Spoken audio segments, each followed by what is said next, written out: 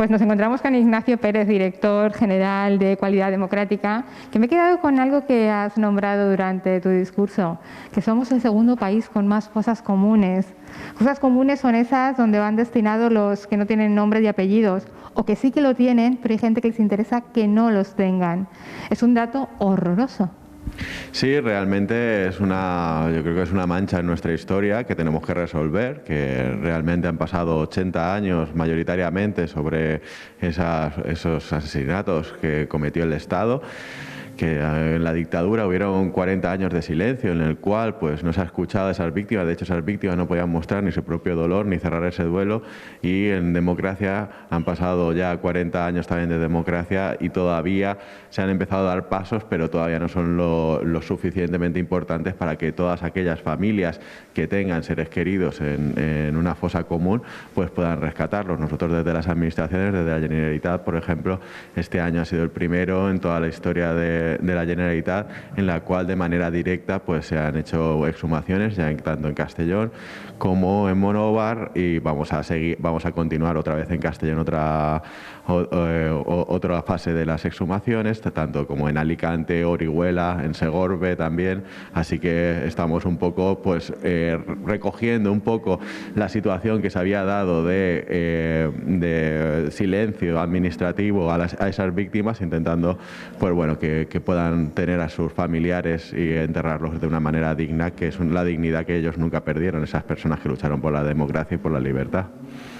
Una de las imágenes que a mí me ha enternecido mucho últimamente es la imagen de la exhumación en el cementerio de Castellón, y había una persona pues, de unos 80 años ahí esperando que sacaran los restos de su familiar.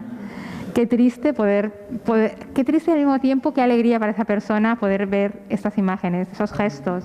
Sí, realmente es lo que al final, después de muchas horas de trabajo, es lo que te llena, el ver que estos niños en su momento, cuando se llevaron a su padre o a su madre de casa y ya fueron encerrados y fueron fusilados, pues ese niño que 80 años después pueda recuperar a su ser querido, recuperar a su padre, ver esas lágrimas. A mí me pasó también hace 2 meses en el cementerio de Castellón que los hijos, ya eran los nietos del represaliado, decían que su padre no había llorado, no lo habían visto llorar nunca, y él mismo reconoció que él desde que se llevaron a su padre no había podido llorar. O sea, hay unas fases de duelo que todos sufrimos cuando perdemos a alguien que queremos, pero que se han quedado como en stand-by, digamos, que se han quedado en silencio durante mucho tiempo y que están siendo resueltas para algunos, para los que todavía están con nosotros, pueden ser resueltas, pero desgraciadamente tenemos que tener en cuenta que cuando asesinaban o cuando fusilaban a cualquier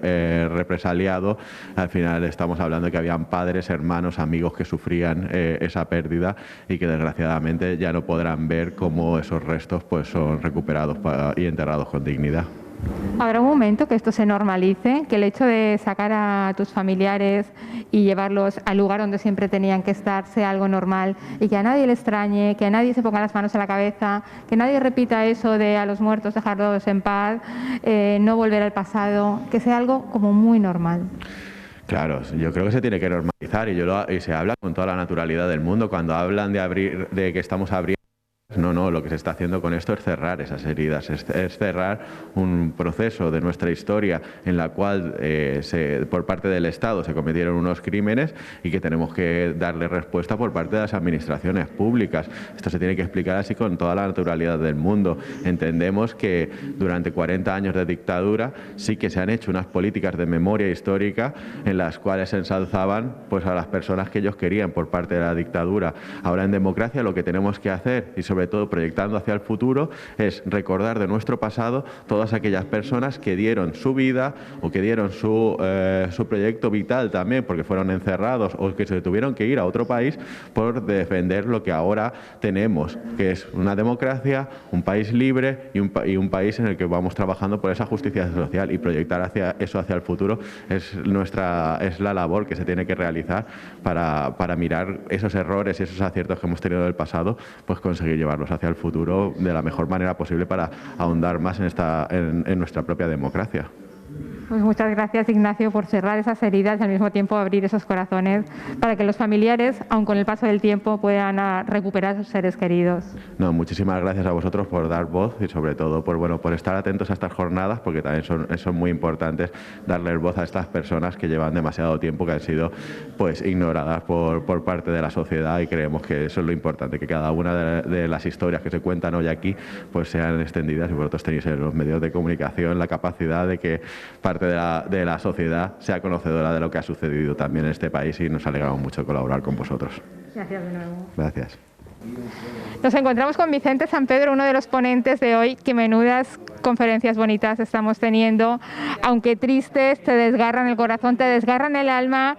Y yo me quedo con una frase, Vicente, que has comentado tú.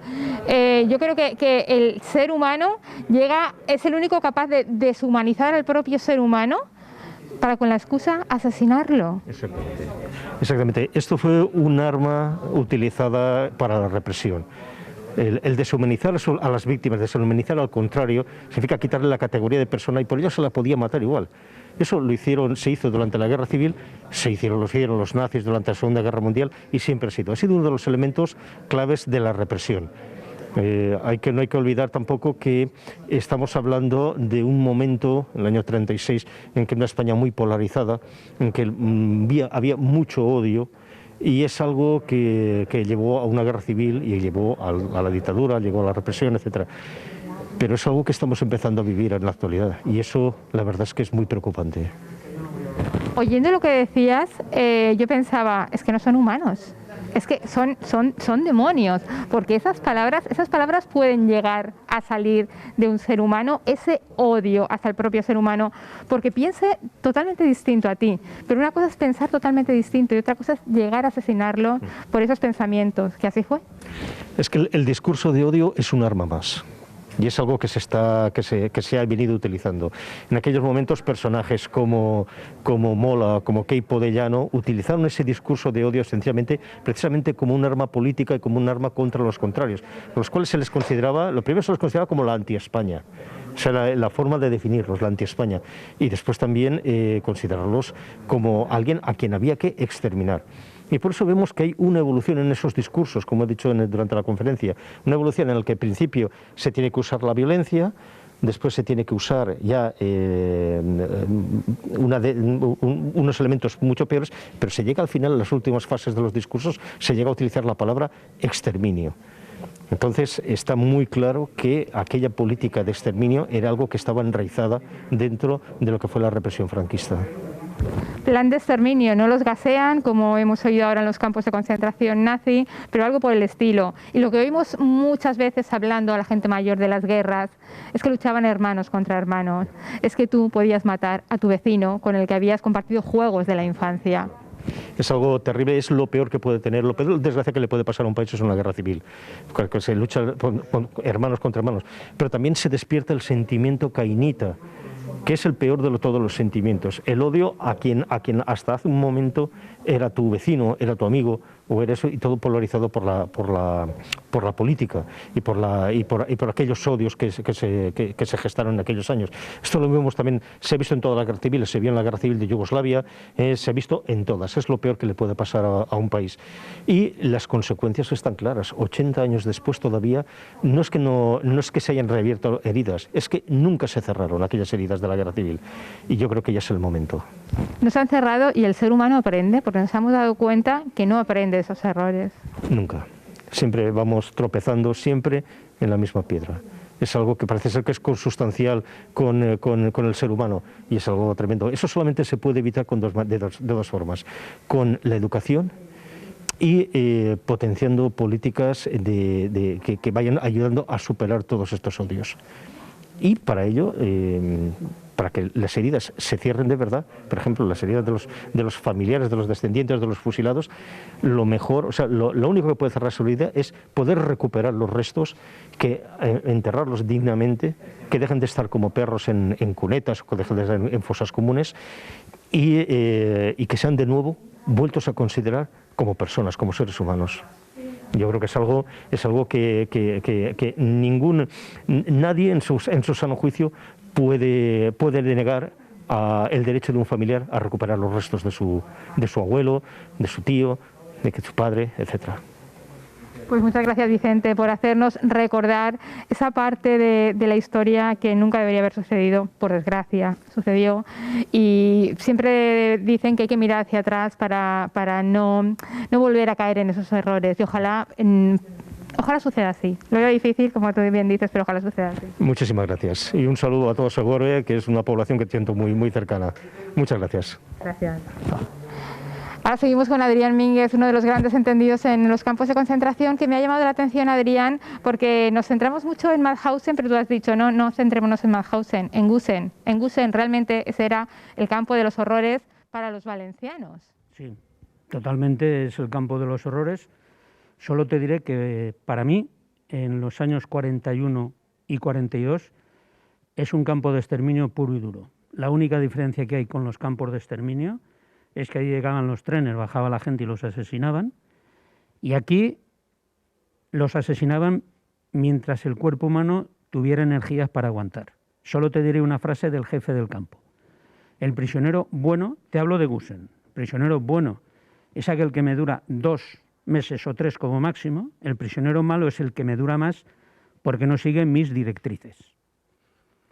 Cuando hablamos de los campos de concentración siempre nos viene a la mente, o por lo menos la mayoría de gente dice, los campos de concentración para exterminio judío, pero no solamente exterminaban judíos. Aunque me has hablado y se me ha quedado la piel de gallina de esa niña pequeñita, sí, que era judía. Sí, esa niña su mamá es una madre de las famosas mamás belgas que están en un hospital en Ontenient. Su padre es un miembro de las brigadas internacionales. La niña, cuando acaba aquí la guerra de España, se va a su país. Allí los alemanes los cogen por ser judías, aunque aquí las consideran una niña nacida en Ontenient, y la asesinan entre 3 y 4 añitos, en septiembre del 42. Quiero decirte, no tenemos la fecha exacta, pero bueno, la hemos querido poner en el listado porque lo que no puede ser es que esta niña no aparezca en ningún lado. Y entonces esta niña es una niña asesinada más por los nazis en el campo de Auschwitz. Hay persecución de judíos, y esto sí que quiero decir, no lo he dicho ahí porque esto... y hay persecución de gitanas y de gitanos. Yo no he podido averiguar, y me he metido en todos los archivos del mundo, si alguna gitana o algún gitano valenciano ha sido llegado a un campo nazi por ser eso, gitana o gitano. Ni en ningún listado figura. Si hay alguno, no te lo puedo decir.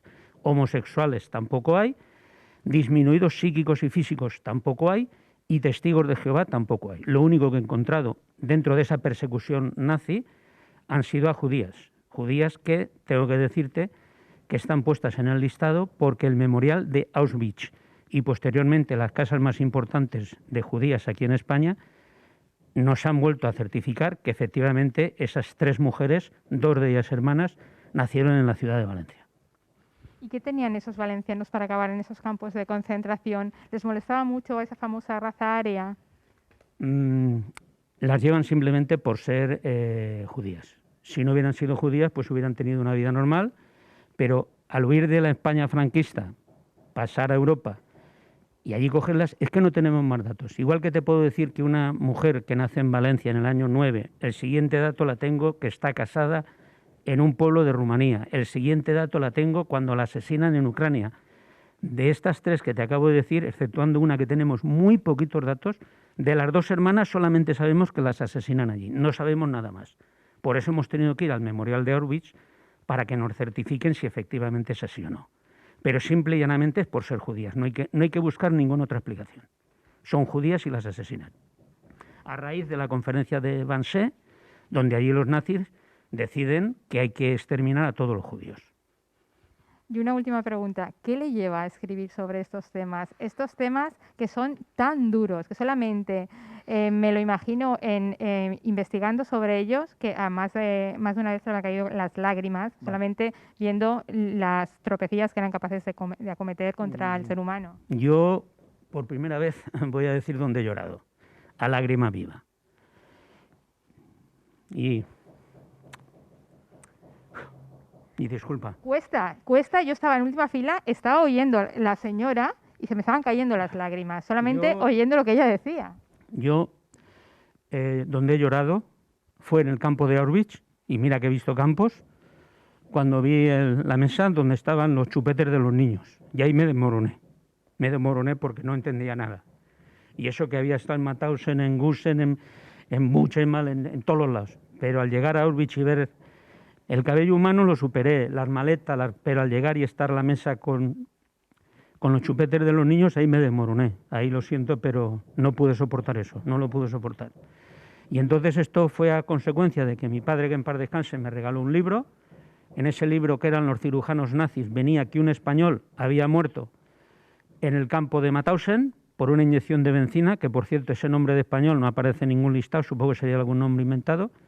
Y como a nosotros cuando yo iba a clase, yo ya soy muy mayor, no nos daban nada de esto, pues la verdad es que no lo sabíamos. A mi generación no supo nada de esto, no nos lo explicaron. Ahora la juventud de ahora tienen otras oportunidades. Pues voy a investigar esto, pero esto hace ya más de 30 años. Y a partir de ahí empecé, me llamó la amical de Mauthausen, estuve trabajando con ellos y hasta hoy. Eso fue el motivo. Pero ya te digo, ahí, perdóname que me haya puesto así, pero es que lo de los chupetes de los niños me cuesta mucho superar esa historia, me cuesta bastante. Quien no llora cuando va a Auschwitz es que no es humano, las lágrimas se te caen sí o sí. Pues muchas gracias por volver a la vida a todas estas personas, porque si las recordamos, ellas seguirán viviendo, aunque sea en un libro. Muy bien, esa ha sido la intención de la Generalitat Valenciana, y yo por eso he dicho que no están todos, ni están todas, pero vamos a ver si posteriormente, porque lo que no he querido poner son aquellos que no tenía el tema claro. Prefiero que me digan te ha faltado este a que no me digan te ha sobrado este. Muchas gracias a vosotros y si cualquier cosa que necesitéis de mí, a vuestra entera disposición. Gracias. ¿De acuerdo?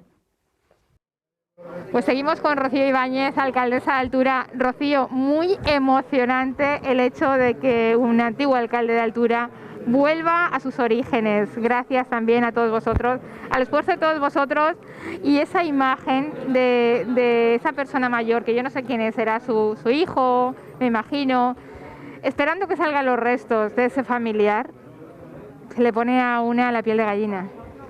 Sí, así es, Santa. En primer lugar, gracias por acompañarnos hoy en Altura en esta jornada tan especial y que ha puesto en relieve y una vez más ha significado, ¿no?, la nueva desde los cambios de gobiernos y después de asumir los partidos de izquierdas, los diferentes gobiernos, la nueva representación de la realidad democrática, que no es otra que la recuperación, o sea, la implicación de las instituciones y de la administración pública en la recuperación de la memoria histórica y la memoria democrática. Me estabas comentando el tema de la exhumación de Ignacio Marín. Ha sido emocionante, a la vez que triste, ¿no? Estar allí en el cementerio de Castellón junto a su familia, su hijo, que el día que lo fusilaron tenía 2 años, y ver a un hijo con 82 años que por fin recupera a su padre y que empieza a cerrar una herida que lo ha perseguido durante toda su vida. Cuando hablamos de fusilados, a veces tendemos a cometer el error de pensar que la tragedia terminó con ellos, pero no debemos olvidar nunca que las familias, que sus familiares que se quedaron, sufrieron todo tipo de escarnio público y todo tipo de vejaciones por parte del bando vencedor de aquella guerra civil tan injusta, ¿no?, y que no fue otra cosa que un ataque al gobierno de la República, en aquel momento el gobierno democrático votado por las españolas y los españoles de aquellos años. Es indispensable, pues, que las administraciones y las instituciones públicas nos impliquemos en reparar la memoria, no solamente por desenterrar los huesos, como algunos lo llaman, ¿no?, mal llamado, lo llaman quienes siempre opinan que se puede esperar, que no es importante que veas tú con la que está cayendo. Para ellos esa excusa ha servido durante 80 años para mantener en silencio a miles y miles de familias en este país, ¿no?, y en Altura, pues hay varios ejemplos de ello, ¿no? Un ejemplo es la familia del alcalde Ignacio Marín, que por fin empieza a recuperar no solamente el cuerpo de su familiar y de poder enterrarlo dignamente, empieza también a restituirse todo aquello, de alguna manera, a restituir la injusticia y la dignidad que un día les fue sesgada, robada injustamente con el asesinato de un familiar. Así es. Me imagino que Altura seguirá luchando para que los restos de cualquier alturano que esté en una fosa común, que a lo mejor ahora no lo sepáis, pero algún familiar diga, pues yo también tengo uno, vuelvan de nuevo a su lugar de origen, vuelvan a su localidad.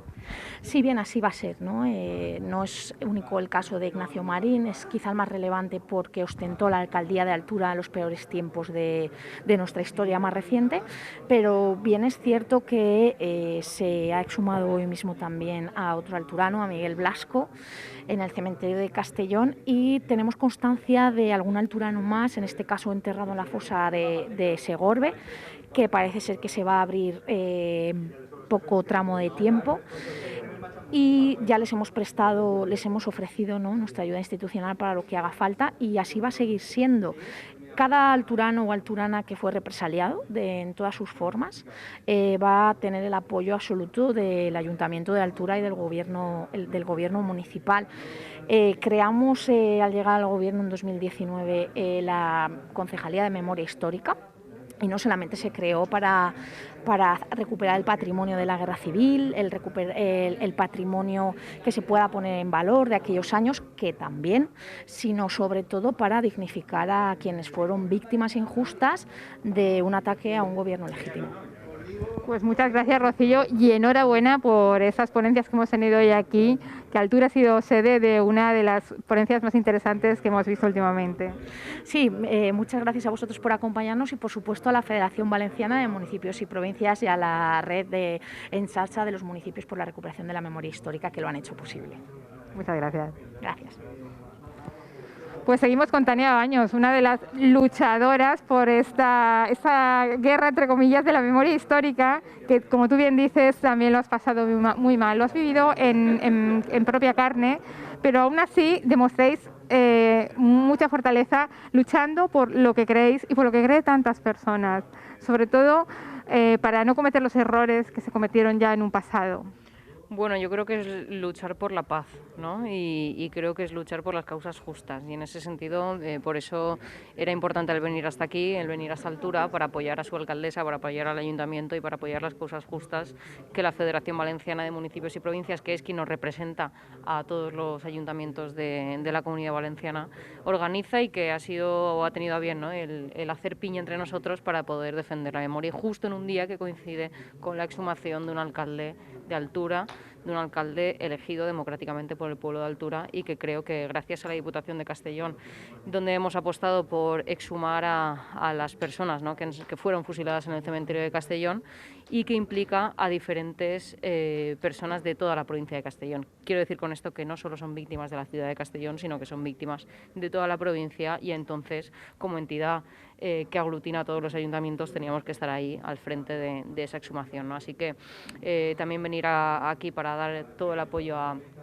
los familiares de ese alcalde, como he dicho, elegido democráticamente por el pueblo, y que hemos conseguido exhumar para retornar con su familia, y que afortunadamente su hijo le ha dado tiempo a poder verlo, ¿no? Así que también desde la Diputación enviar un fuerte abrazo a la familia del alcalde fusilado, y transmitir toda nuestra empatía con la causa justa de retornar por sus familias, que creo que es lo que cualquier persona está dispuesta o lo que exige, ¿no? El poder llorar, el poder saber dónde está su familiar, y el poder tener un sitio de encuentro para, justo ahora que nos acercamos también al día 1 de noviembre, el Día de Todos los Santos, pues poder también tener un sitio donde poder honrar a nuestras personas queridas. Desde el comienzo de estas exhumaciones son más los familiares que buscan a sus seres queridos y que llaman a vuestras puertas para ver si podéis hacer algo para recuperar sus restos. Sí, muchísima gente más, porque ha visto que por fin, ¿no?, se está institucionalizando la causa, y por fin las instituciones están al lado de recuperar esos cuerpos. Por lo tanto, es cierto lo que comentas, es cierto que hay más peticiones porque saben que hay todo un trabajo, y una de las cosas que preocupa mucho a los familiares es si tienen que pagar algún tipo de precio, ¿no?, para poder exhumar a su familiar, y la respuesta es no. Con lo cual, si alguien tiene a un familiar en el cementerio de Castellón que fue fusilado durante la guerra o después de la guerra, pues bueno, que sin ningún tipo de problema desde la institución yo creo que tenemos que recuperar esa parte o restablecer, ¿no?, esa parte de la historia para poder, como tú has dicho al inicio, no cometer los mismos errores y sobre todo reescribir una parte de nuestra historia más negra reciente como país. Pues muchas gracias por unir a las familias y, aunque sean con muchos años de atraso, pero por lo menos están juntas y siempre recordarán que su familiar no está en cualquier fosa común, sino que lo tienen junto a ellos. Esa es. Gracias a vosotros. Pues terminamos con Eugeni, uno de los responsables de estas magníficas ponencias que hemos tenido hoy aquí, unas auténticas ponencias donde hemos aprendido muchísimo, sobre todo muchas veces es el desconocimiento de esos familiares que saben que un familiar suyo pues murió, lo asesinaron y algunos recuerdan dónde, algunos no recuerdan dónde, y me imagino que a partir de oír a esos ponentes estarán preguntándose ¿qué tenemos que hacer? ¿Qué podemos hacer? Es difícil encontrar esos restos de nuestro familiar porque uno piensa en las fosas comunes, lo que habrá ahí dentro. ¿Cómo ayudaríamos a todas estas personas que aún, me imagino, que no pierden la esperanza de recuperar a ese ser querido? Sí, desde la Federación Valenciana de Municipios, desde la Xarxa de Municipios para la Memoria Histórica, con la Consejería de Participación, con la Dirección General de Calidad Democrática, vamos a poner en marcha, que es una prueba piloto aquí en Altura, oficinas de atención a las víctimas del franquismo, de la guerra civil y del franquismo. Entonces, ahí vamos a las personas que estén buscando a algún familiar, vamos a conectarlas con las bases de datos para tratar de localizarlas. Sobre todo son fuentes orales. Hemos localizado algún familiar que sabían que su abuelo había estado en el frente de Teruel, o había estado en tal municipio, en tal otro. Se ha podido localizar por los movimientos después de los fusilados que estaban en un cementerio o estaban en otro. Es posible, es complicado, sí que es complicado. Y después no solamente hace falta después la exhumación, sino también la identificación a través de ADN.